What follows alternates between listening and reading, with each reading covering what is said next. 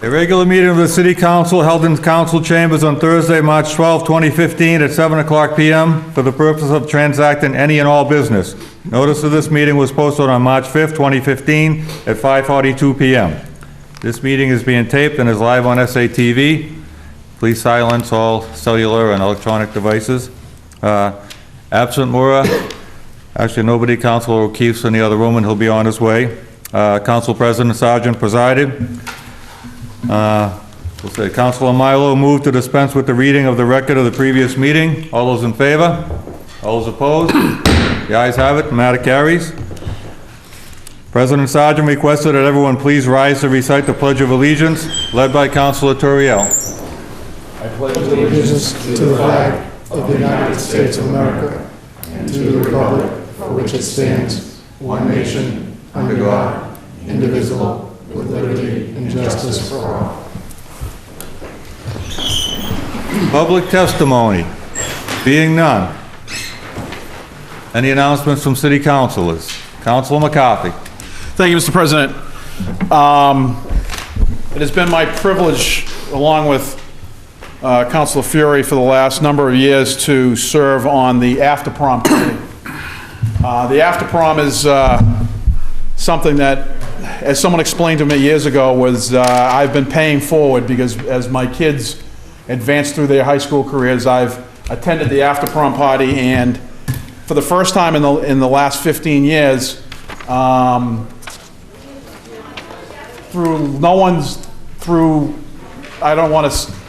basically the person who'd been running it for the last bunch of years had decided, because his children had moved on and he'd done his time, he decided, okay, I'm not going to be running it again this year. So the group has reformed itself, of which I went to a meeting last night, and we are way behind the 8 ball with regards to fundraising, donations, and whatnot. So I'm taking off my counselor hat and putting on my parent of a high schooler hat.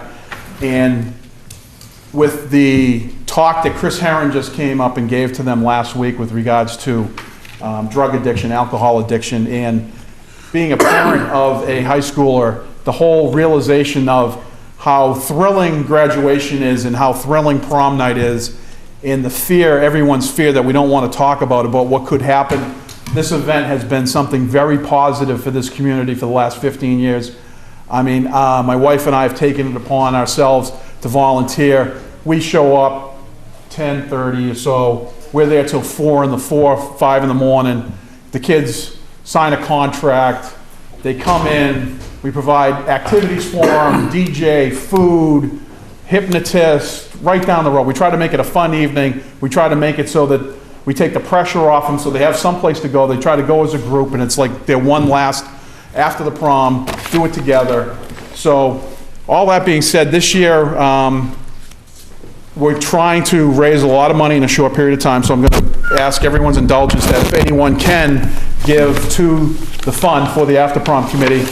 It goes to Salem High School in care of Lisa Mansfield. Lisa Mansfield. And any donation of any kind. We run games and events for the kids. We give prizes, gift cards, Dunkin' Donuts, Starbucks, Howling Wolf, you name it, anything. The kids love that kind of stuff. But what's he talking about? It's been a great event, and I think everyone really you take a step back and think of back when either when you were in high school, or if you have kids that are in high school or gonna have kids in high school, of the idea of prom night being that thing that is exciting and scary at the same time, exciting for the kids and scary as a parent. And just to know that the kids that go in, they sign a contract saying that they're going to, we provide transportation for them to the hotel where it's going to be. They take the trolleys, they go to the common, they have the pictures taken, they take the trolley, they go to the hotel, they have their event. School bus picks them up, they bring them back. We take care of them and they have to sign a contract, and if they want to leave early, the parents have to come and sign them out. So there's no question. So it's a wonderful event. It's a wonderful night for the kids, but through powers beyond a lot of our control, we're a little behind this year. So anyone who can reach out to any organization that's willing to give, it would be greatly appreciated. The kids will appreciate it. It's just an event it's for the kids. It's for, and it's separate from the school department. It's not funded by the school department. It's funded by the parents volunteer and staff it.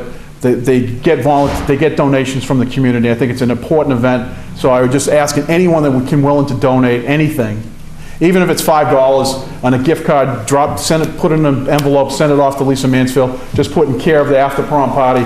It will get to the right donation. I think it's a great thing, and I would just encourage everyone to step up. Thank you. Thank you, Councilor McCarthy. Be willing to bet that after people get over the snow season, the donations will pick up a little bit. I think there's a little bit of shock still out there with the snow.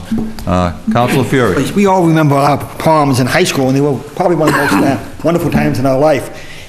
In the last 15 years that I've been involved in chaperoning the parties, it makes really we've had no incidents after the prom. They go to their prom, they really enjoy themselves. It's a special event in their life. They change from the gowns and the tuxedos, and they go to the YMCA locally the Marblehead Swampscott YMCA till about 4 o'clock in the morning, bus back to the Salem High School, and then they're picked up by their parents. A wonderful, safe, sparkling night that kids remember for the rest of their lives. So I think the city of Salem has been blessed by a number of organizations and people stepping up to the plate in times like this, and this really touches their lives. It touched my son's lives, and I just love it. I wouldn't miss it. I'm looking forward to it, and I hope we continue that tradition. 15 strong years of no incidents, and the kids will remember this for the rest of their lives.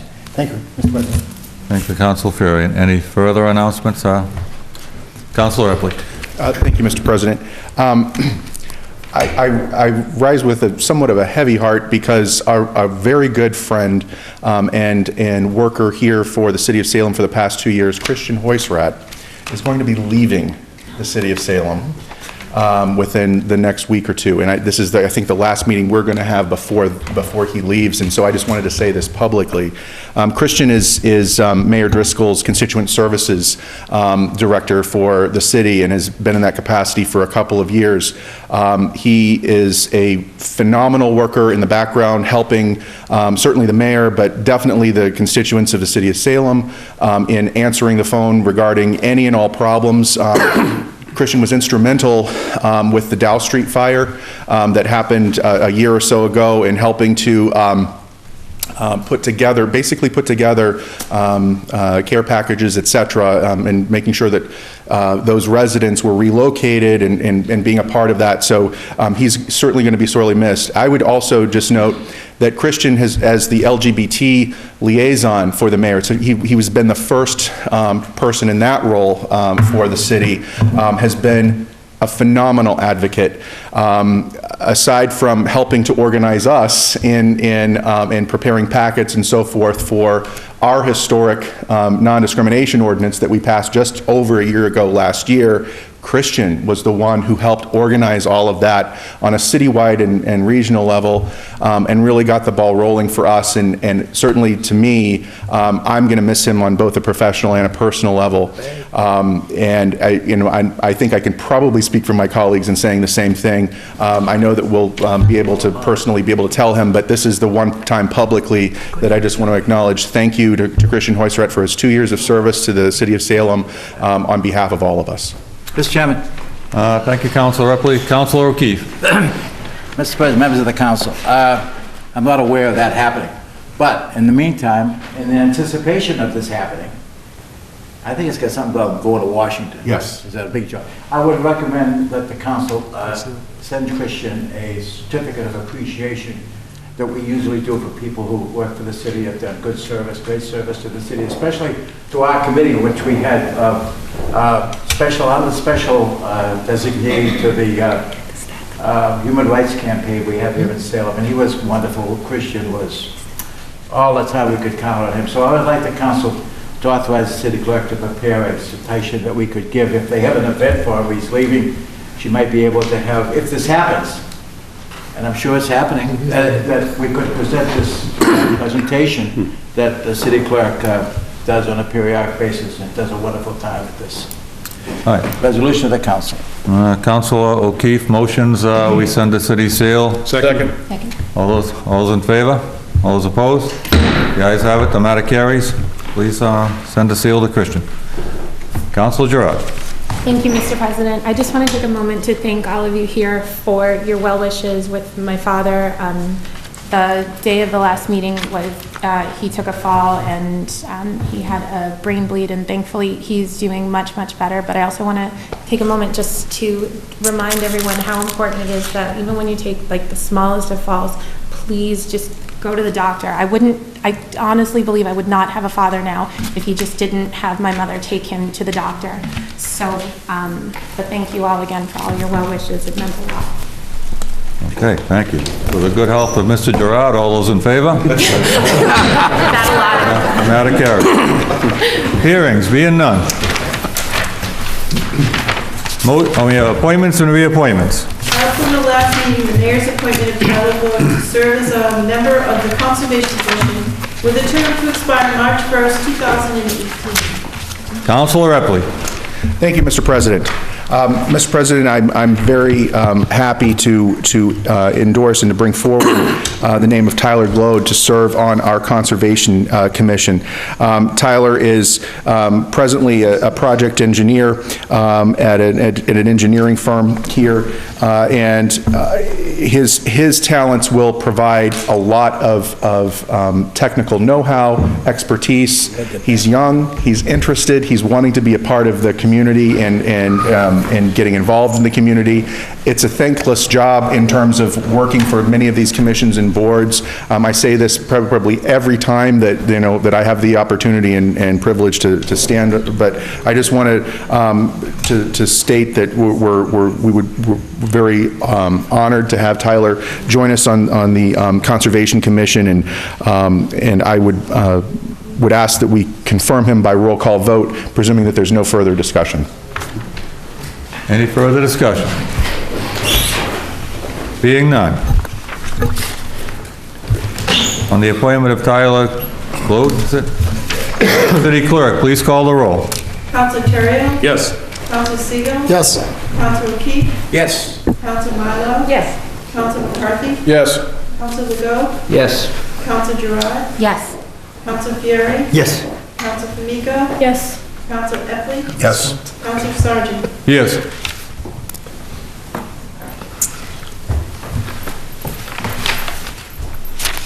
Thank you. On the appointment, 11 councilors voting, 11 in the affirmative, 0 in the negative. The matter carries. Councilor Epley. Mr. President, I move for suspension of the rules to allow Mr. Glode to address the council if he wishes. Councilor Epley moves suspension of the rules. Any objections? Being none. Tyler, please step forward. Thank you. First of all, I'd like to thank the mayor for nominating me. Looking forward to using my experience in my field specifically to really benefit the city's interests and protect the city's interests as best of my ability. Thank you.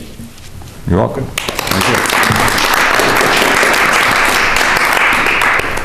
Further appointments and reappointments. We have the mayor's appointment of James Harper to serve as an alternate member of the Zoning Board of Appeals with a term to expire March 1st, 2017. Councilor Segal.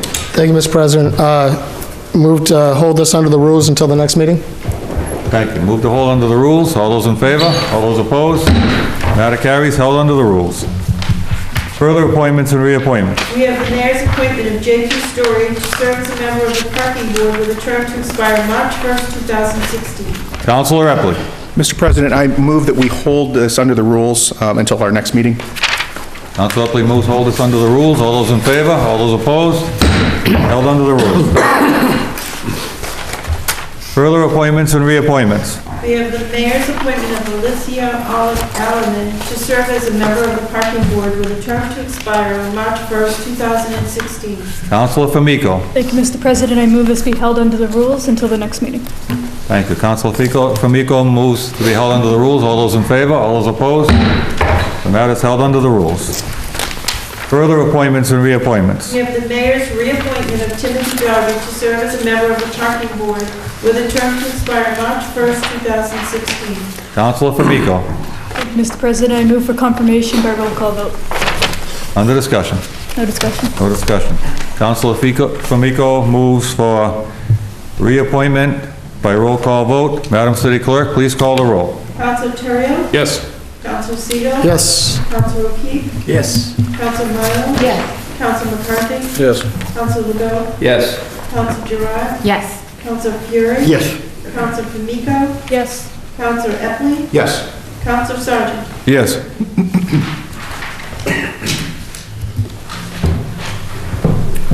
Thank you. On the reappointment of Timothy Doggett to the Parking Board, 11 councilors voting, 11 in the affirmative, 0 in the negative. The matter carries. Reappointment. Okay.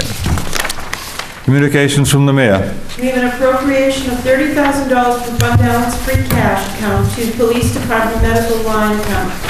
Councilor Toriel. Thank you, Mr. President. I move for suspension of the rules. Councilor Toriel moves suspension of the rules. Any objections? Being none. Councilor Toriel. Thank you, Mr. President. I also move for adoption. Councilor Toriel moves for adoption. Under discussion. Thank you, Mr. President. This is a, excuse me, this order is for bringing a small amount out of free cash in order to cover, we have some unanticipated medical expenses that have come up in the police department due to a couple of on-the-job injuries, including one that was caused by a drunk driver hitting one of our cruisers in October of last year. There is some follow-up related to that, and although some of this matter is going to be in subrogation to get funds from ultimately from the driver's own insurance, this isn't needed in the interim to be able to handle medical expenses. Thank you, Councilor Toriel. Any further discussion? Being none. On the motion for adoption, all those in favor? All those opposed? The ayes have it. The matter carries. Further communications from the mayor. Give an order to authorize the mayor to execute on behalf of the city of Salem the following grants of easements. Grant of easement for SESD, parking, drainage, and utility easements for Woodbury Court, drainage easements for Bridge Street, water line and drainage relocation on Howard Street, easements for encroachments on Bridge Street and St. Peter's Street, Commonwealth of Mass Department of Highway, easements to City of Salem and accept Bridge Street and Howard Street, declaration of discontinuance and abandonment of the city easements and rights no longer necessary for public access. Councilor Gerard. Thank you, Mr. President. I move for adoption by roll call vote. Mr. President, I object. Hold on. I'm going to do on this. Councilor Gerard moves for adoption by roll call vote. Under discussion. Thank you, Mr. President. This is a housekeeping issue. This is just a matter of getting these things on record when Jefferson Station was built. We're really getting these first since the majority of these easements and instruments involve the city and really benefit the city. These can't go forward without the approval by the city, and really these are things that have already been done.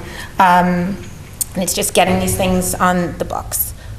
And if anybody had any further detailed questions, Attorney Quinn is here and we can suspend the rules to allow him to address us.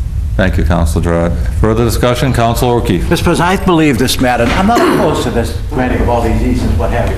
The maps were enormous. I didn't want to bring them tonight. They wouldn't fit in the car. They're so wrapped up. I'd like to go down and have a site visit by the Committee on Ordinances, Licensing, and Legal Affairs. This is an enormous undertaking. Mr. Quinn must have spent weeks on the preparation of this dictum, and I want to know when I was Ward 2 councilor, the city garage was at the end of Howard Street. It was called the city stables because that's where they kept the horses years ago that pulled all the snowplows and what have you, the Salem at. The city stables was at the end of Howard Street. There were two-family houses there, and there was an enormous city garage. Stables, actually, firebox stables. And Woodbury Court is dead-ended from Northie. I'd like to know, from what I could read, what's what? And the sewer goes through there. Big enormous sewer. I'd like to have a site visit, Mayor, to get down and look at it, and then with you and whatever our colleagues or the committee to see. I don't think there should be, right through the night. I want to ask some questions of the attorney about this matter. He's looking at me smiling. He knows I might have some other information he might want to know about, okay? Thank you. Thank you, Councilor O'Keefe. Councilor Siegel. Thank you, Mr. President. In regards to this, I actually had an opportunity to speak to Mr. Quinn yesterday. This is something I believe they've been working on since January.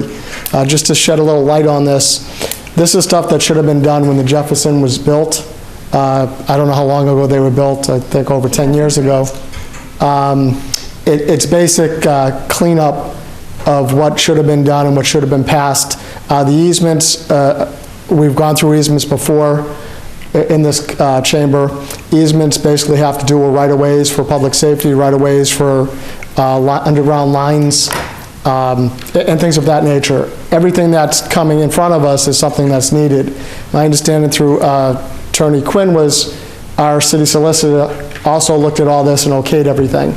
So personally, I'm okay with that. If the city solicitor took a look at this, I don't have a problem with voting on this tonight. Well, Mr. President. Well, which is fine. Councilor Gerard, then Councilor McCarthy. Thank you, Mr. President. Again, I just want to emphasize that this is already done. All this is a matter of getting it on the books, and I'm more than happy to suspend the rules to allow Attorney Quinn to address my colleagues' concerns. All right, thank you. As time goes, Councilor McCarthy. Thank you, Mr. President. I, too, had some concerns with this one. I looked at the map and I looked at it quickly, and I came to the realization that a lot of this was done prior during construction. I reached out to the city solicitor today. She told me that Mr. Quinn, Attorney Quinn, excuse me, and the city engineer, they've been working on this for months.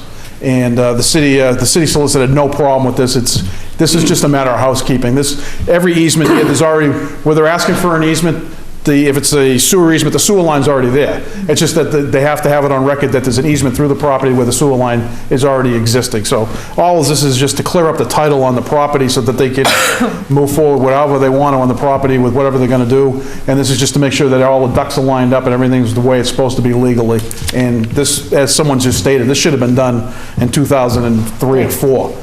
And then we're just, it's being dropped on us now, and I appreciate my colleagues' concerns, but at the same time, everything that's in front of us already exists. It isn't like they're asking for something new. It's already in place there. They're just asking for the legal documentation to allow it to continue to exist where it is. Thank you. Councilor O'Keefe, quick, then. So I don't want to belabor this, but in other words, will Woodbury Court come out onto the Ruby Drive? No. Well, I mean, this is the questions I want to know. Can one of my colleagues tell me, is Woodbury Court going to come out onto Ruby Drive or the bypass road? Ruby? Woodbury. Woodbury Court's a dead end, right? right? Onto Well, Ruby? Mr. Quinn might be able to answer the me- question. I think that's the way it should be.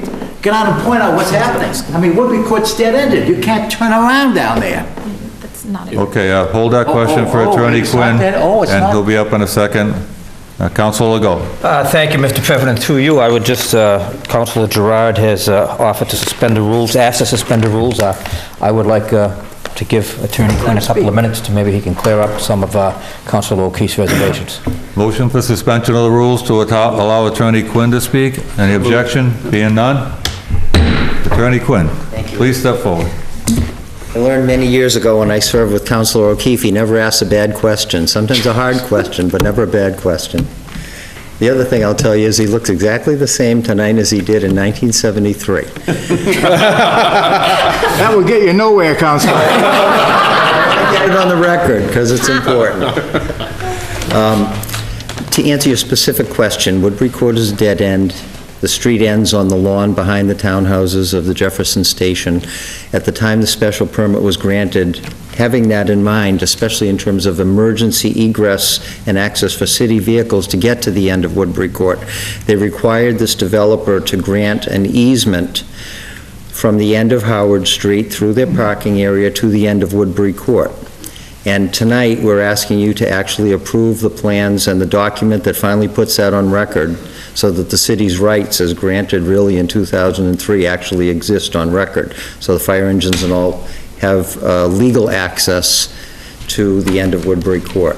There's also actually, also mandated by the planning board, an easement to give the city the right, if it so chooses, to develop a small parking area there for residents in that neighborhood that would be owned and managed by the city, primarily, I think, for the people on the end of Woodbury Court or on Woodbury Court. So, and that easement is on Jefferson Station property, just like this easement for the emergency access and egress vehicles. So that in particular is one that's important not to delay to the extent we want the city to have these emergency egress rights that should have been put on record years ago.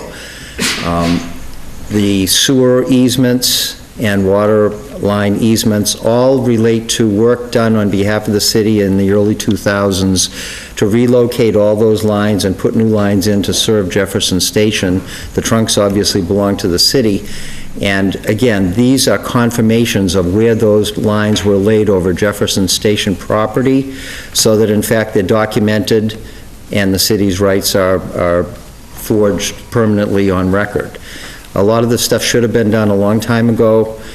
I wasn't involved, so I can't really tell you why. I just know that after years and years of a dialogue about this, a change of ownership, a change of law firms, it was time to get it done, and we were asked to work on it at the end of last year, and we've been working very busily with all the city officials, because my play on this is our engineers and the city engineer have to agree that it is where it is and it's where the city wants it, and once that was confirmed into the plans, then work with Beth to make sure the legal language was the way the city wanted it, and that's where we are. I'd be happy, by the way, anytime to meet you down there for a walk through the property, and you can show me where the horses used to be, because I think that was even before my time. But it's all Jefferson Station now with the bypass road going through it. All these utility lines are in the ground and functioning and have been since 2003, at least, when the construction was finished. And we're trying to clean up and put on record for everybody's sake, including the city's sake, the rights that were established by agreement that long ago when the thing was constructed. So that's really what we're talking about. Mr. President. Councilor O'Keefe. Through you. Can I ask a question to Councilor? Yes, please, to Attorney Quinn. Thank you for the kind compliments. Your father's a great guy, too. Remember him, Bill? I know. Bill Senior. Yeah. The special parking area, that's going to be a city land we're going to devote to the private It's Jefferson owners? Station land on which, if the city chooses to develop 5 parking spaces for anybody in the neighborhood that needs parking, we've been giving the city the right to do it. The last time I went down and I brought someone home, the last house on the right, Yep. to get back to Northie, I had to back into a driveway across the street, Yep. because there's dead ends. Yeah, it sure is. So it's not solving any of these plans in a... It's not giving access through the property to the bypass road. That was never required as part of the special permit. It wasn't part of the plan, but what they did require for the emergency egress and the extra parking, if the city wants to put it in, is going to be put on record when these plans are approved. Thank you, Mr. President. See, a little Thank you, clarity Councilor. makes everything says city stables. Any further questions? I've heard that many times, that they were back there somewhere. Attorney Quinn, I withdraw my objection now that the If you please, attorney has clarified all of this. It could have, my only concern is Woodbury Court remains a dead end, right? that's what is coming up. For It's dead parking, end. they have It's a easement. dead end, but the city emergency vehicles are going to be able to go right over this easement into Woodbury Court if necessary. But Woodbury Court controls so that people don't come down Woodbury Court and access the other way and it No. become a throughway. No, they've got some bollards in the street there which are removable by the fire department, but prevent casual access back and forth. Thank you. Very good. Thank you, Mr. President. Move the question. Any further questions? All right. On Council Gerard's motion to move for adoption by roll call vote, Madam City Clerk, please call the roll. Council Turner? Yes. Council Siegel? Yes. Council O'Keefe? Yes. Council Milo? Yes. Council McCarthy? Yes. Council Legault? Yes. Council Giroux? Yes. Council Fury? Yes. Council Canito? Yes. Council Epley? Yes. Council Sal? Yes. Thank you. On the motion to authorize the mayor to execute grants of easements, as previously stated, I'll waive the reading. 11 councilors voting, 11 in the affirmative, 0 in the negative. The matter carries. Council Gerard. Thank you, Mr. President. I move for immediate reconsideration in the hopes that it will not prevail. Council Gerard moves for immediate reconsideration. All those in favor? All those opposed? Opposed. The matter does not carry. The matter carries. Thank you. Thank you very much, everybody. Thank you. Here we go. Mayor's informational page. Being none. Motions, orders, and resolutions. Councilor Siegel. Thank you, Mr. President. The City of Salem and the City Council, March 12, 2015, ordered that the Committee on Ordinance, License, and Legal Affairs, co-posted with the Committee of the Whole, meet to discuss amending City Ordinance, Chapter 2, Section 2-278, relative to elected officials receiving compensation from city after termination or resignation from office. Council Segal. I took a look at this, and it just needs some tidying up. The language is a little ambiguous. Not changing the tone of the ordinance, just going to make it a little tighter. Thank you. Any further discussion? Councilor Epley. I have a concern about this particular order, and I appreciate what my colleague is saying in terms of tightening language, but I believe that this issue was brought up maybe 4 or 5 years ago about shortening the time that an elected official would be able to begin service either immediately or within a much shorter time period after he or she has left public office. And if we are looking to reduce it from the current 1 year, then I'm going to be in opposition. Well, Council Segal. Thank you, Mr. President. Just to let the Ward 4 councilor know, that was not my intention to change any time standards. It's just to clarify some of the other language. It's going to stay the same. It's just going to be a little clearer when it's read.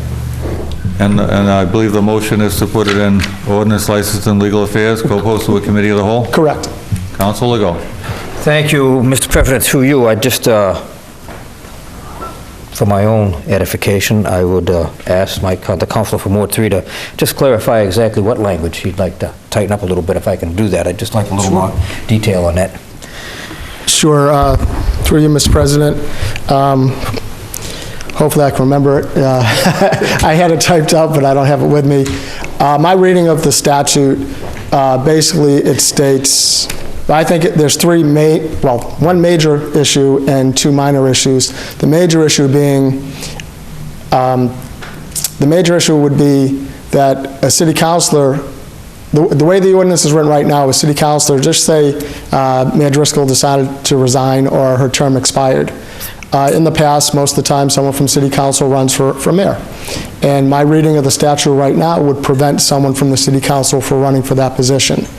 And the way the statute's written right now, it says, and there's a couple different changes there, it says if somebody, an employee of the city, and has a couple other things, resigns or terminates, they have to wait 1 year. Well, we all get paid from the city. We are all part-time employees. We could be construed as employees, even though we're not full-time. With that said, it then goes into the next line that states we cannot run for a position to become an employee, and the mayor is clearly an employee of the city. So with that said, it would prevent, my reading of it, you can make an argument that would prevent anyone from the city council from running for mayor. You could also take it a step further and say it could prevent the mayor from running again for mayor, could prevent the city council from running again for city council. It's not the intention of the ordinance, but the reading of the ordinance can be construed that way. And I'm just looking to tidy it up, to change it to what the drafters wanted when they put it. And I think it wasn't the intention to preclude anyone from running from elected office. I think it was written to prevent someone who may have been in office to resign and take a position in the administration or in the city hall within a year. I think that was the reason for this. It wasn't to preclude anyone from running for anything. And, you know, it might be an easy fix just to put 1 or 2 words in there, but I'd just like to make it so there's no confusion as we go forward. All right. Councilor Legault, but please keep in mind, there's a motion to put this in committee, not to solve the matter tonight, I understand that, Mr. President, but through you, I hate to open up a can of worms unless we really have to open up a can of worms. I won't necessarily object to this, but I think I would like to see this wait until the next council meeting so that we can all actually, without it going to committee, have a look at this. I would rather have had the ordinance in front of me tonight so I could actually look at this and determine for myself. Not to question the legal acumen of my colleague. I'm sure he knows what he's talking about, but I would rather just not go to committee right away. I would rather us have the opportunity to actually look at this ourselves and decide if we agree that the language as written actually creates this, this potential issue. I would rather wait if my colleague is willing to do that. Other than that, sure, I'll support bringing this to committee, but I'd rather wait and let us look at the ordinance on our own. Councilor Terriano.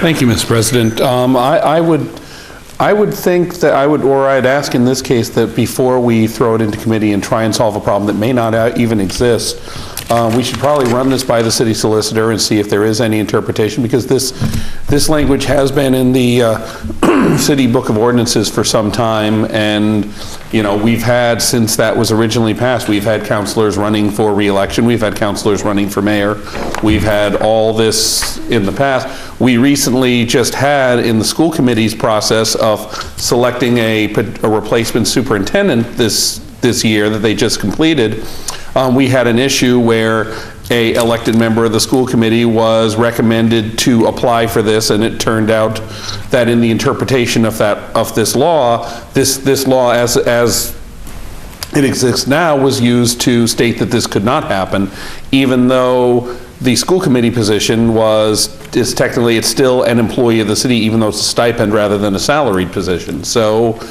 this is, I mean, I have no objection to trying to tighten it up and make it stricter if that should be the case, and if the committee so chooses to take this on. I do question that if we have, this may be trying to solve a problem that we don't have, so we should check that further.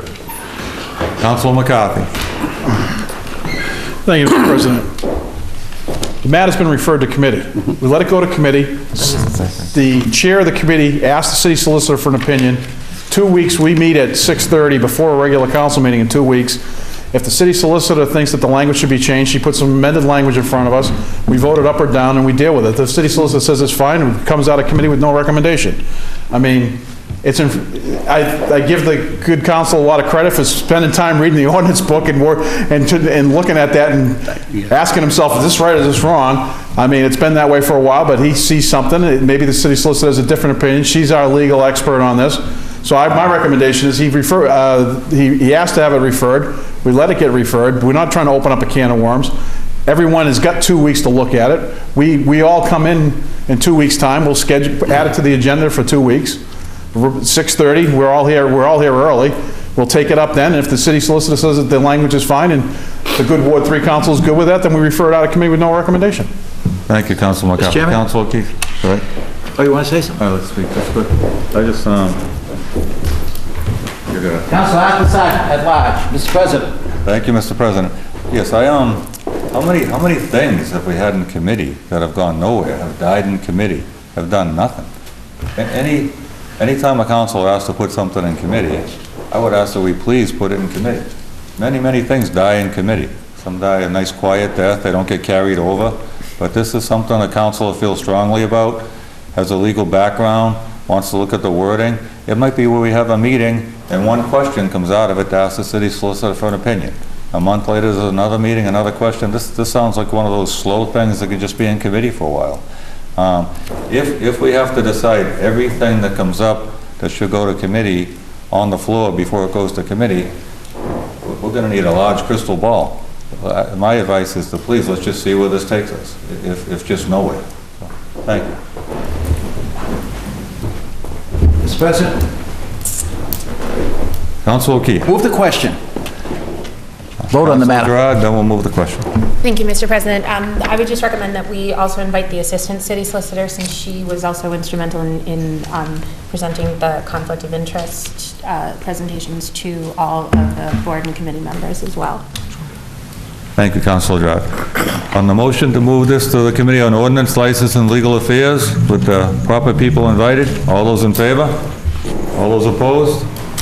The ayes have it. The matter goes to committee. Further motions, orders, and resolutions. Councilor Siegel.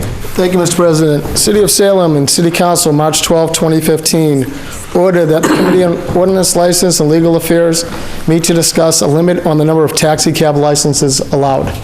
Under discussion. This actually came to me through the police department. Right now in the City of Salem, we allow 50 taxi cab licenses. And there's been a bunch of companies, some new companies coming in, some older companies growing, and it looks like they're going to ask for over that number. So they wanted to bring it before us to see if we're going to raise it, keep it the same. Also, there's some interest in this because, as we know, the state hasn't decided the Uber and Lyft stuff right now, where those drivers aren't regulated at all through our city, although they should be, because as Councilor Go pointed out to me a while ago, and I did look at it, they should be regulated under our laws. We do have laws in place for that.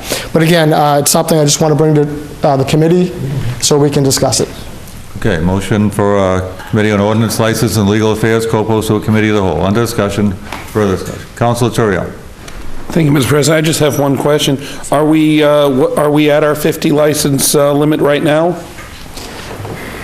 My understanding is not yet, but I think the police really expect that we're going to hit that number. That's why they brought it forward. Thanks. Thank you. Any further discussion? Being none. On the motion to move this to Committee on Ordinance, License, and Legal Affairs, co-posted to a Committee of the Whole, all those in favor? All those opposed? The ayes have it. The matter carries. Further motions, orders, and resolutions. Councilor Segal. Thank you, Mr. President. City of Salem, in the year 2015, an ordinance to amend an ordinance relative to vehicles for hire operation license. Be it ordained by the City Council of the City of Salem as follow. Section 1, Article 2, motorized vehicle for hire, taxi cab, libraries and limousines, Chapter 44, Section 44-34, operators Hackney license is hereby amended by adding the following to the fifth sentence in Section B. Section B, application qualifications of applicant. The Police Traffic Division will perform a criminal record check, ensure the driver is over 18 years of age and holds a valid driver's license. And what we're amending is putting this in, has held a valid driver's license for a minimum of 1 year, and then attach a recommendation for approval or denial, submit the application to the City Council. Section 2, this ordinance shall take effect as provided by City Charter. Thank you, Councilor Segal. Further discussion? I think it's pretty clear on its face. This is a public safety issue. We want to make sure anyone that's driving a taxi cab has had a valid license for a year, so they have experience on the road. It's come to our attention that some drivers have not had that, and that's not, we got to look out for the citizens of Salem. Thank you, Councilor Segal. Councilor O'Keefe. I move for adoption for first passage and refer the matter to the Committee on Ordinances, Licensing, and Legal Affairs, co-posted with the Committee of the Whole. And the Police Department be invited. Let's start first passage and then move on. Now, was that a motion by Councilor Segal or Councilor O'Keefe? Motion by Councilor O'Keefe, seconded by Councilor Segal? Yeah, sure. Okay, motion by Councilor O'Keefe, seconded by Councilor Segal, under discussion. No, we can do it between the first and the second. Yeah, the 2 weeks between the first and second. I believe Councilor McCarthy. Thank you, Mr. President. I don't have a problem with this. Being a member of the committee, the chair of the committee and I have had this conversation. I mean, we go in for the hearings, and without getting into the particulars of who, I mean, you're looking at someone's driving record, and all of a sudden you realize that the taxi cab operator license has been denied because they got 6 moving violations in a year, and they've had their license. How long? The question comes up: how long have you had your license? And I've had my license for a year. Well, my son's going for his license on Saturday. God help us all. And and the restrictions for a junior operator, he can't allow anyone outside of our family, to ride with him for the first 6 months. So it's not like he can go up to the high school and take his friends, to McDonald's or down to wherever. He's got to just drive him, his brother, or if someone happens to be over the age of 18. So I think it's a fair, I mean, we see this a lot. I mean, I don't fault anyone for wanting the ability to, get a job and make some money, but at the same time, these are all, as was stated, public safety. I mean, we're going to put someone behind the wheel of a cab and ask them and trust them to navigate the streets of Salem to bring someone from point A to point B. We want to make sure that they qualify to drive that cab. And we're not qualified to make that decision, but at the same time, the Registry of Motor Vehicles and the Police Department, vet these guys out. And I think that adding a year is just, it only makes sense. And, I mean, obviously there may be some extenuating circumstances, but a young operator trying to operate a cab, I mean, they're still trying to figure out how to run the radio and do all that kind of stuff. And I think it's great. I think it's great to bring this in. Thank you. Thank you, Councilor McCarthy. Any further discussion? You're right. Council Legault. Thank you, Mr. President. Through you, I just want to make sure that we know the council from Ward 7 moved for first passage or to move it to the committee. We want to move it to first passage. Yes. Thank you, Mr. President. So the motion is for adoption for first passage of this motion by Councilor Segal.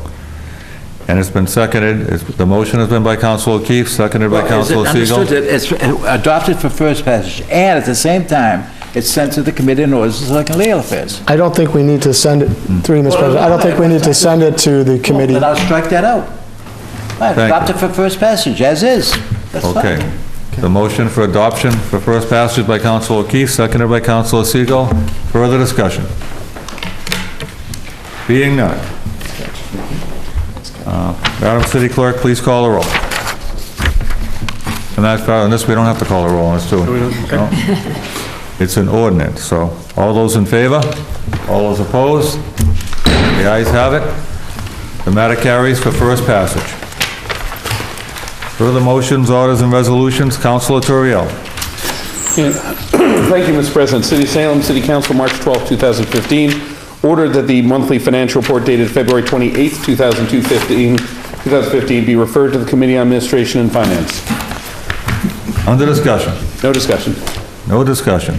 Any further discussion? Being none, all those in favor? All those opposed?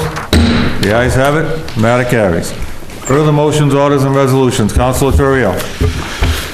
Thank you, Mr. President. City of Salem, City Council, March 12, 2015, ordered that a trial period of up to 60 days on the following traffic recommendation, Chapter 42, Section 10, one-way streets, Salem Street starting at Chase Street in a southerly direction, one-way, do not enter at Lafayette Place. Under discussion. Thank you, Mr. President. This is something that Lieutenant Brzezinski has been working on for quite some time, dealing with pickup and drop-off issues at the Saltonstall School over the last, well, year and a half, ever since the school reopened back in its original location. We've had issues with drop-off and pickup. We have a lot of issues in the congested one-way street. We've tried no parking areas there. We've tried, and with the snow, that's been almost unworkable. And just the two-way traffic flow with the areas that do allow parking and has just been too difficult to manage. We've had accidents there. We've had a lot of close calls there. We have a lot of issues with kids crossing the crosswalks there. So we're looking at trying this for 60 days to see if changing it to a one-way flow will finally help with these problems. And we're hoping that it does. Any further discussion? Councilor McCarthy. Thank you. Just one question through you, Mr. President, to the Ward 5 Councilor. It's from Chase Street down, so if you're on the ball field side of Chase Street and you come out, you can still take a right onto Salem Street and then get onto,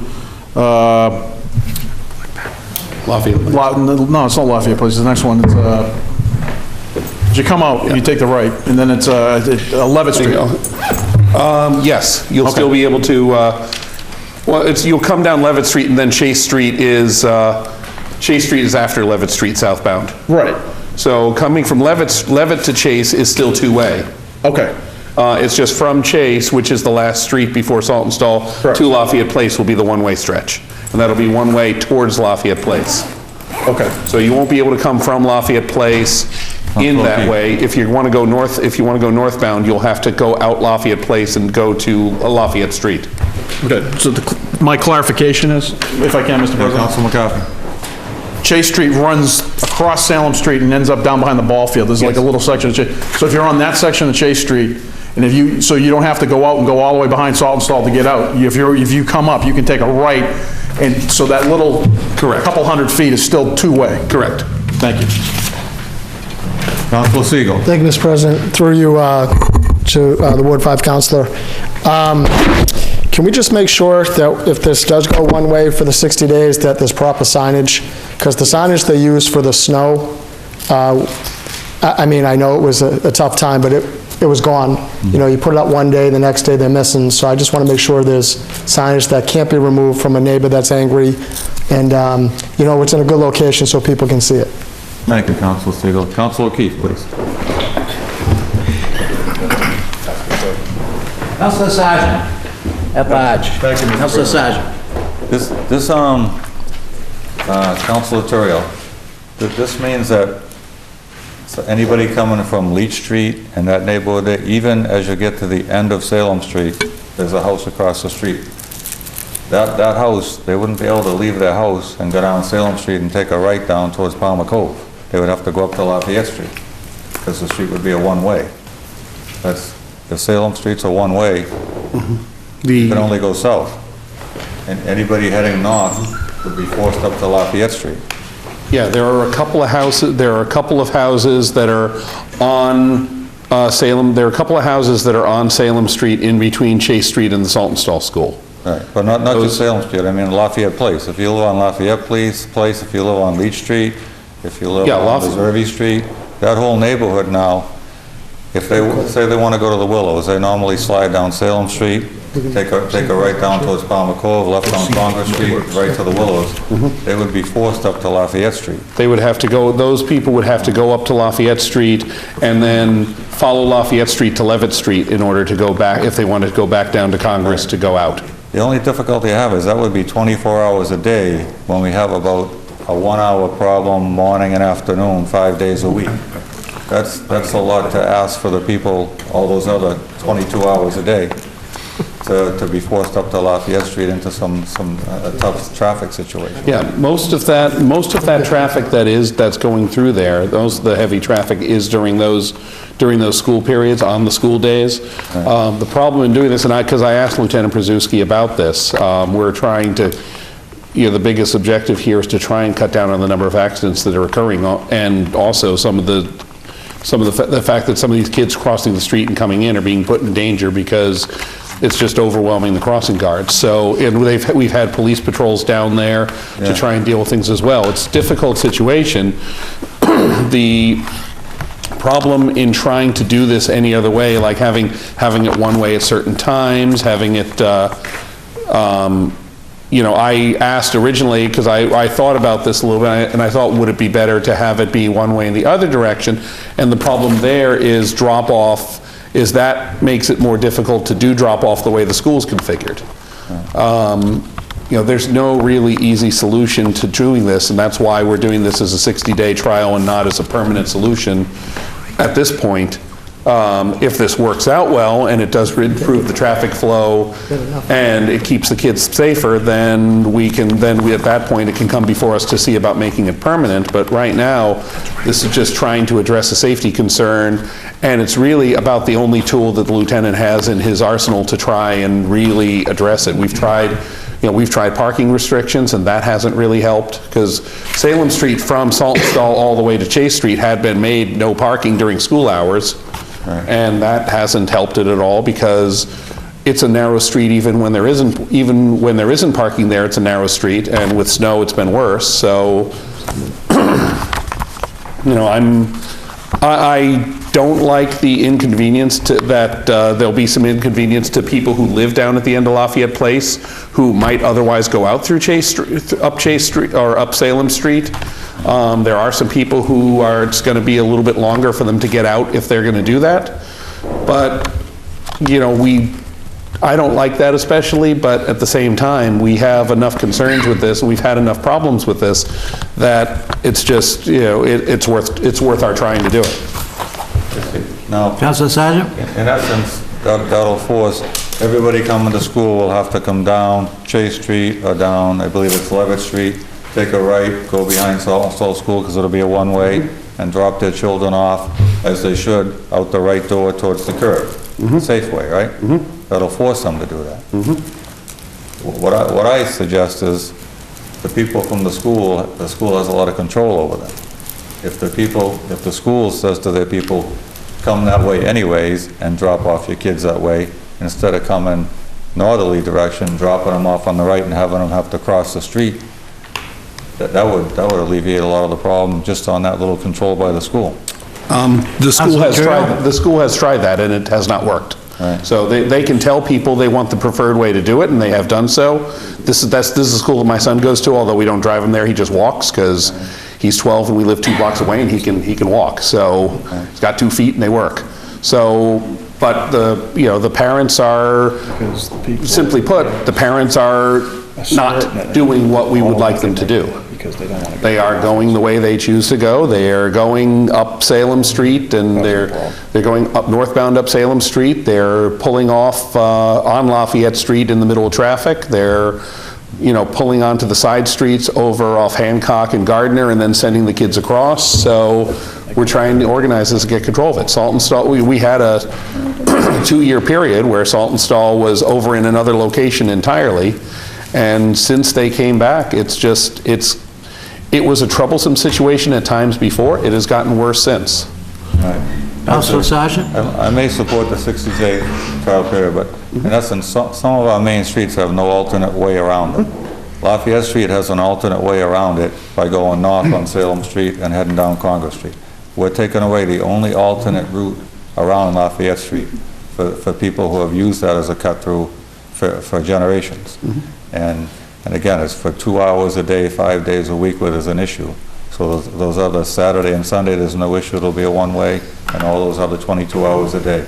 Granted, nobody's going to be out, at 2 o'clock in the morning, but it just seems like a lot to do to inconvenience people who have nothing to do with the school. But Councilor Milo, you're next, and why don't you stay, Councilor? We may have some other... you want to come on? Come on. Councilor Milo's next, and Councilor Legault. Thank you, Mr. President. Thank you, Mr. President. Council Milo. Then Legault. Through you. Just a question to kind of piggyback on my colleague's comments.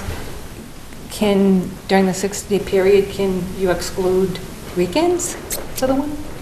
Excuse me, for the one-way?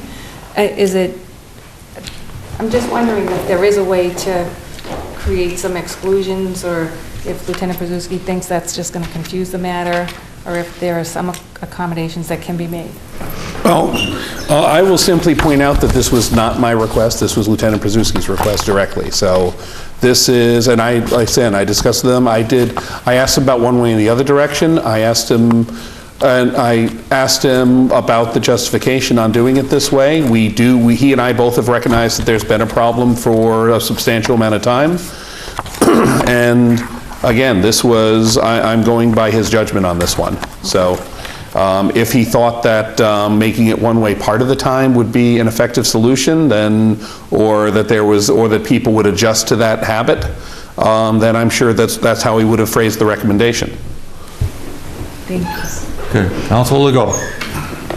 Thank you, Mr. President, through you to address the concerns of the previous two colleagues that spoke.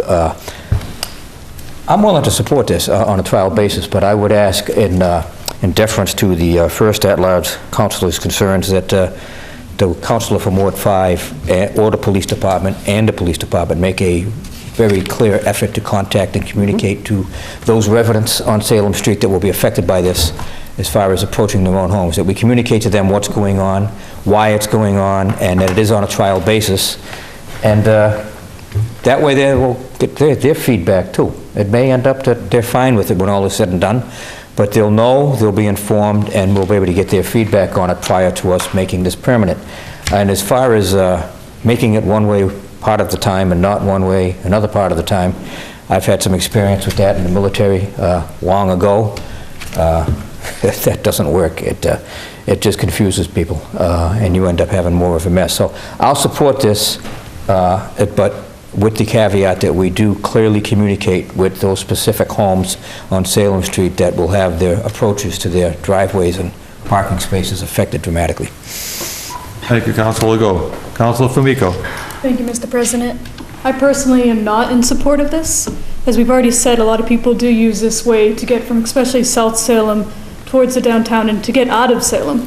I know I myself go this way from, if I'm down near the university, to get around, because Lafayette Street oftentimes in that part is already backed up enough.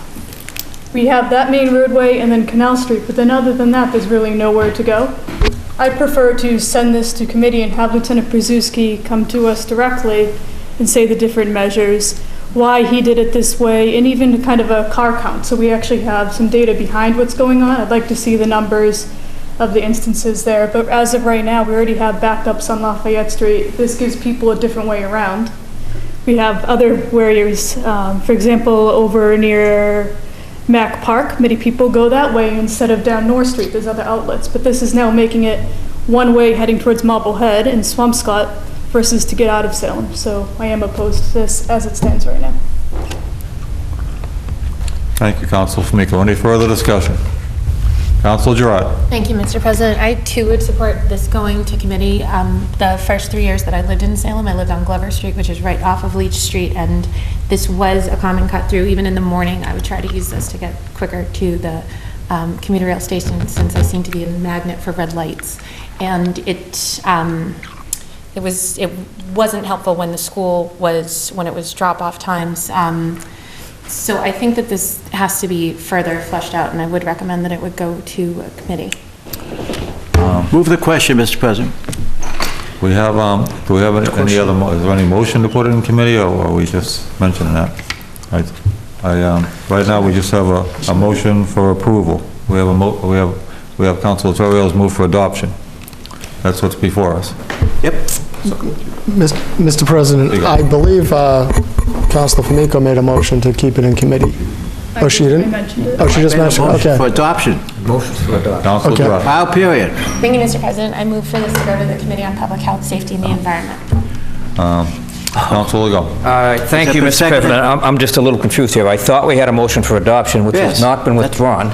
Right. And now we have a motion to go to committee. I think we have to have a motion withdrawn first. Am I correct here? I believe so. Thank you, Mr. Move President. the question. First, I think we can vote on the, I believe we can vote on the motion to send it to committee without withdrawing, because that would then take precedence, would we? I'll yield to somebody who's more expertise on this one. Councilor McCarthy. Thank you, Mr. President. Yeah, if we don't, let's be honest, I mean, as a full disclosure, as a parent of kids who attended Salt and Stall, and I'm very well aware of all the traffic problems in and around Salt and Stall, especially during school hours, and being respectful of people who use it as a cut-through, hence the problem. People are using it as a cut-through, and it's a school drop-off area, so there's the rub. Lieutenant Brzezinski's been taking a lot of concerns over this, and has heeded those concerns over a numerous amount of time, and has come up with this solution. My recommendation was because by the time this gets voted out for the second time for a 60-day trial period, by the time we act on that and move on it, school's going to be out, and we're going to be dealing with this come next year.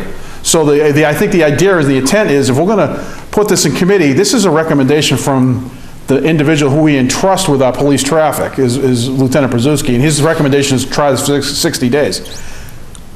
Pass it, send it to committee, ask Lieutenant Brzezinski to come in and explain himself, but in the meantime, then we pass it again, and then at least we can get the 60 days enacted while school's still in session, because it doesn't make sense to pass this thing in the middle of the summertime, because school's not in session. Then the whole intent is to see how it works with traffic flow around school time.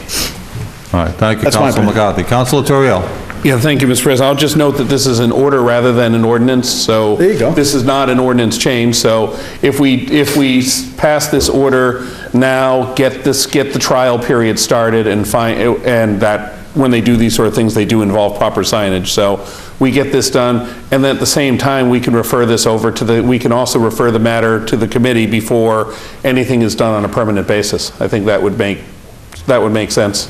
Right. And I've been using this as a cut-through for 20-plus years myself, and I will miss it as a cut-through if it goes away, but I do see the problem, so. Councilor Epley.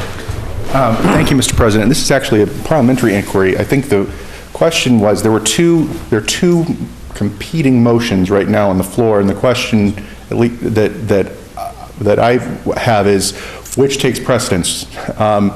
And is it the motion to refer to committee? Do we vote on that first, or do we vote on the overall motion to allow this to happen for a temporary 60-day period? Well, it's my belief Councilor Torriello's motion takes precedence. Unless he's willing to withdraw it, that's what we vote on first. Then, Mr.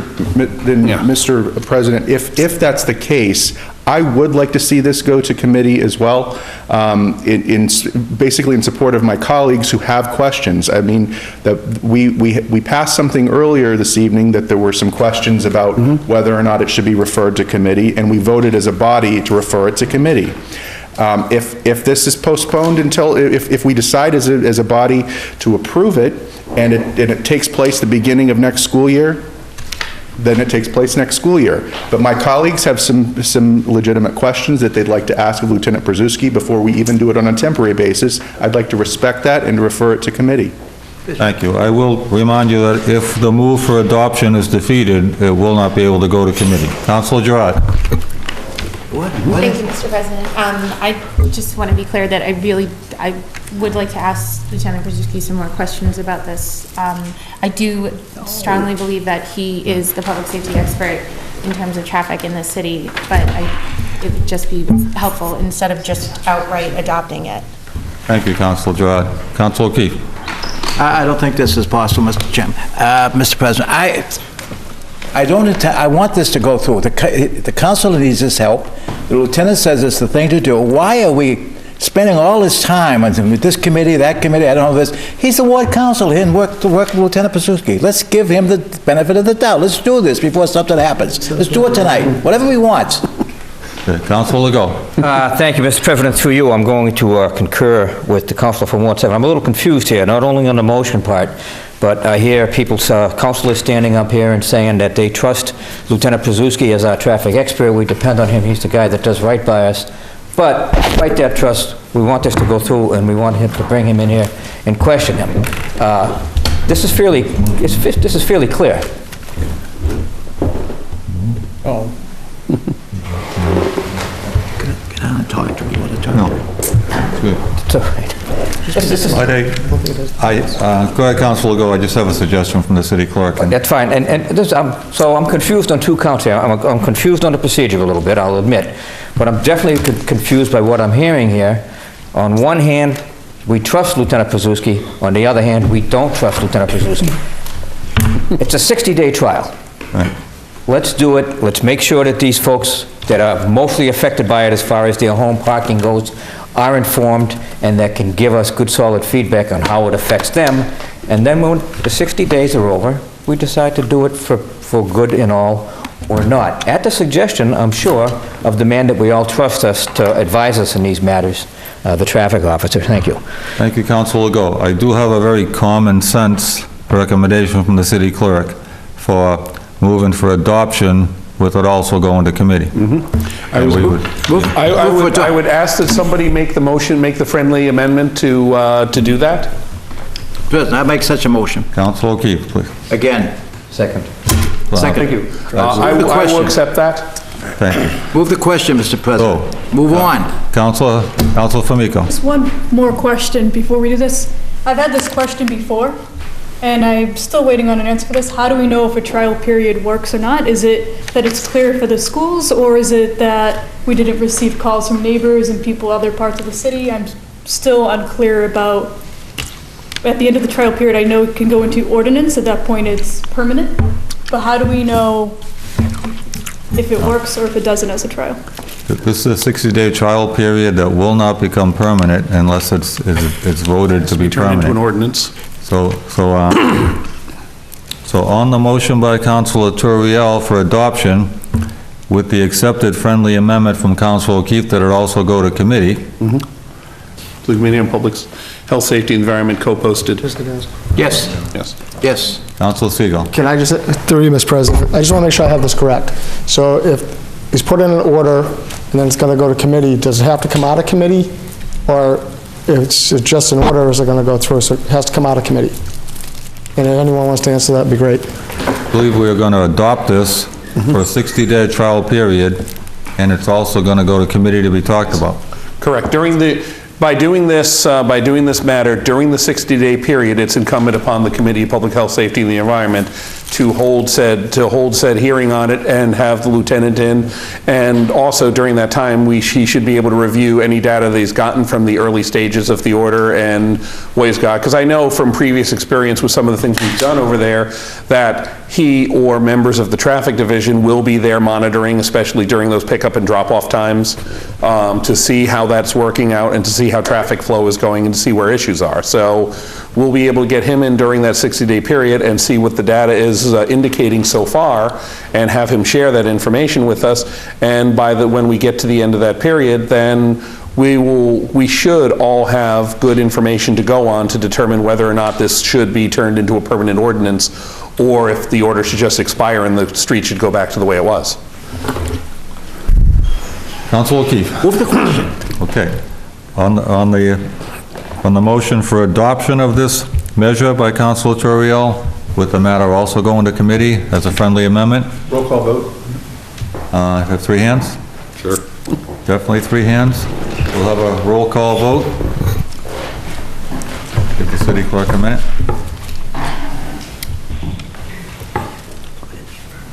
Counselor Terrio? Yes. Counselor Siegel? No. Counselor O'Keefe? Yes. Counselor Milo? Yes. Counselor McCarthy? Yes. Counselor Legault? Yes. Counselor Gerard? Yes. Counselor Fury? Yes. Counselor Famico? No. Counselor Epley? No. Counselor Sargent? Yes.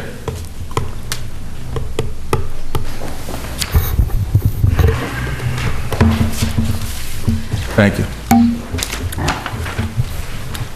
On the motion that this go to committee, that this be for adoption, was it also going to committee? 11 councilors voting, 8 in the affirmative, 3 in the negative. The matter carries. Councilor Toriel, you also? No? No immediate? Okay, thank you. Further motions, orders, and resolutions. Councilor Epley. Thank you, Mr. President. City of Salem, City Council, March 12, 2015, ordered that the Committee on Public Health, Safety, and Environment, co-posted with the Committee of the Whole, meet to discuss prohibited, quote, prohibited amplification by any devices on Essex Street for the month of October, end quote, from order number 576 of 2004, and its implementation and efficacy, and to discuss what, if any, similar order should be done for October 2015, and the following be invited: the mayor or her designee, chief butler of the police department or her designee. Thank you, Councilor Epley. Under discussion. Yes, thank you, Mr. President. Mr. President, this is in reference to, first of all, let me first state that the words chief butler was the first time I think it's been uttered within council chambers during a city council meeting. I just want to say congratulations to Chief Mary Butler in her new role, who will be sworn in shortly. She's also a Ward 4 resident, which I'm very thrilled about. And we've taken that away, unfortunately, from my colleague from Ward 6. In that regard. But at any rate, to the matter at hand, Mr. President, this was an order that this body passed in, I believe, the end of September, 1st of October of last year, kind of on the fly a little bit because of some concerns that the mayor and Chief Tucker at the time had potentially about the use of amplification devices on Essex Street during haunted happenings. I wanted to bring this before the body for consideration at some point now, early this year. I waited until basically we had a new chief in place so that we could invite her or him, depending on who that person was going to be selected. But now that Chief Butler has been selected, I'm basically wanting our committee and this body to take a look to see what worked, what didn't work, whether we need something this next October, and just sort of weigh options, and making sure that, especially the main reason is I'm wanting to make sure that the performers that use amplification or the tour guides that use amplification are not foreclosed during really peak times for them in terms of their own money-making abilities when we have all of these wonderful tourists in town. So this is an opportunity to do that. It's basically to open up that conversation and hopefully to have a coordinated and thoughtful discussion when we're not having to worry about snow and we're not having to worry about goblins and ghouls, right on the eve of Halloween. Thank you, Councilor Epley. This is a nice matter to put in committee. Councilor Legault. Thank you, Mr. President, through you. This belongs in committee, and it's a good time to bring it. It is early enough. I would just ask that we also invite the Reverend Phil Wyman of the Gathering Church to the committee meetings. He's got a lot of experience with this, and he's actually been doing his own research and given this matter a lot of thought on his own, and he may be able to bring some solid suggestions to us. Thank you, and this will be co-posted also, right? Councilor O'Keefe. Mr. President, members of the council, I believe that's a great idea, but I think there's other areas that need to be included. I think we added New Liberty Street, and I think we added Central Street, so it's just not Essex Street. Okay, because they do raise hell down on Liberty Street, New Liberty Street, near the parking garage. Mr. President? Correct? Mr. President, in response to the good counselor from Ward 7, the title that's used here was the title that we had on the order that we entered last year. So we're basically looking at the exact same streets that we addressed last year under the order that we had. This is just basically an opportunity to have that conversation. Perhaps there are other streets that will come into play as well in that discussion. But this is to begin that conversation several months in advance of when we know that we need to have something or maybe nothing. Show them. What the other streets? What I suggest we do some like downtown streets, Essex, so that we don't have to come in for another street if we want to add it later on. I certainly would welcome that as a friendly amendment. For Essex and downtown streets? Yes. Thank you, it's a friendly amendment. Councilor Torrio. Thank you, Mr. President. I just want to say briefly to, commend my colleague for bringing this in early this year, so we're not dealing with this under time pressure like when this situation kind of came to a boil last year, and we were faced with trying to determine how to deal with this on very short notice as we went directly into the October season. So I'm very glad that we're working on this now, that we're going to work on this early. I think the right people are going to be involved in this to come up with hopefully a solution that will let the experience be somewhat better for everybody than it was last year, and at the same time, hopefully making sure that downtown can be a fairly friendly place for people, because we've had issues with that in recent years, and hopefully this will help. Thank you, Councilor Torrio. Any further discussion? Being none. On Councilor Epley's motion to move this to committee, co-post to a committee of the whole. All those in favor? All those opposed? The ayes have it. The matter carries. Any late motions, please? Councilor Fury. Mr. President, fellow members, I apologize for the late file of this motion, but I think it affects all of us. In the City Council, March 12th, the Committee on Public Health and Safety, co-posted as a committee of a whole, meet to discuss setting up a task force of local leaders and specialists in the growing epidemic of substance abuse in our city. Invited to this meeting for possibility for discussion is Senator Joan Lovely, State Representative Paul Tucker, a representative at the Mayor's Office, District Attorney's Office, the City Solicitor, a member of the Police Department, School Committee, School Administration, and the Board of Health. Mr. President. Councilor Fury, under discussion. Under discussion, please. Oh, actually no discussion, be in the late file. Thank you. Thank you, Councilor Fury. Very much. On Councilor Fury's motion, all those in favor? All those opposed? The ayes have it. The matter carries. Any further late motions? Being none. Committee reports. Councilor Siegel. Thank you, Mr. President. City of Salem and City Council, March 12, 2015, the Committee on Ordinance, License, and Legal Affairs, to whom was referred the matter of granting certain licenses, has considered said matters and would recommend approval of tag days for Salem High School boys soccer, September 12th and October 17th. On acceptance of the report, all those in favor? All those opposed? The ayes have it. Matter carries. On adoption of the recommendation, under discussion. No discussion. No discussion. Any further discussion? Being none. On adoption of the recommendation, all those in favor? All those opposed? The ayes have it. The matter carries. Further committee reports. Councilor Siegel.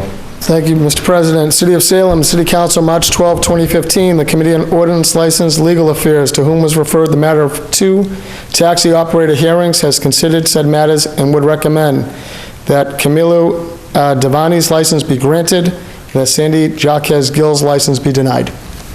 On acceptance of the report, all those in favor? All those opposed? The ayes have it. The matter carries. On adoption of the recommendation, under discussion. No discussion.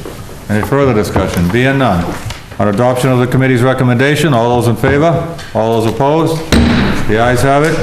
The matter carries. Further committee reports, Councilor Siegel. Thank you, Mr. President. City of Salem and the City Council, March 12, 2015, the Committee on Ordinance, License, and Legal Affairs, co-posted with the Committee of the Whole, to whom was referred the matter of video surveillance in parks and playgrounds, has considered said matters and would recommend that the matter remain in committee. On acceptance of the report, all those in favor? All those opposed? The ayes have it. The matter carries. On adoption of the recommendation, all those in favor? All those opposed? The ayes have it. The matter remains in committee. Communications from city officials. Being none. Petitions. We have a petition from Spalding Hospital North Shore, Partners Healthcare, 1 Dove Avenue, to amend a flammable license reflecting an ownership change. Councilor Segal. Thank you, Mr. President. I'm not really sure what it says on here. Moved granted? So, Move adoption. move for adoption. Okay, under discussion. Basically, this is just straight record keeping. They're just changing the name. This has been transferred a long time ago. Thank you, Councilor Segal. Any further discussion? Being none. On the move for adoption, all those in favor? All those opposed? The ayes have it. The matter carries. Further petitions. We have the following license application for public guides, Brian Ketty and Robin Panzer. Councilor Segal. Thank you, Mr. President. Move that they be granted. Under discussion. No discussion. No discussion? On the motion that they be granted, all those in favor? All those opposed? The ayes have it. The matter carries. Further petitions. We have the following license applications for secondhand clothing, secondhand valuable and tag. Councilor Segal. Thank you, Mr. President. Move referred to Committee on Ordinance, License, and Legal Affairs. Thank you, Councilor Segal. On the motion to refer to committee, all those in favor? All those opposed? The ayes have it. The matter carries. Further petitions. We have a list of claims in one subrogate. Councilor Segal will waive the reading. Councilor Segal. Thank you, Mr. President. Move to refer to Committee on Ordinance, License, and Legal Affairs. Under discussion? No discussion. Being none. On the motion to move to committee on ordinance, license, and legal affairs, all those in favor? All those opposed? The ayes have it. The matter carries. Unfinished business. We have second passage of an ordinance amending Chapter 38, Section 3813, fines for failing to remove snow and ice from sidewalks. Councilor Segal. Thank you, Mr. President. Move for adoption for second and final passage. Under discussion. This is just some record keeping. The ordinance was incorrect. We're just fixing it. Thank you, Councilor Segal. Any further discussion? Being none. On the motion for second and final passage, all those in favor? All those opposed? The ayes have it. The matter carries. On the motion by Senior Councilor O'Keefe. Move for adjournment. Councilor O'Keefe moves for adjournment. All those in favor? All those opposed? The ayes have it. The matter carries. We stand adjourned. Leave, I gotta sign these.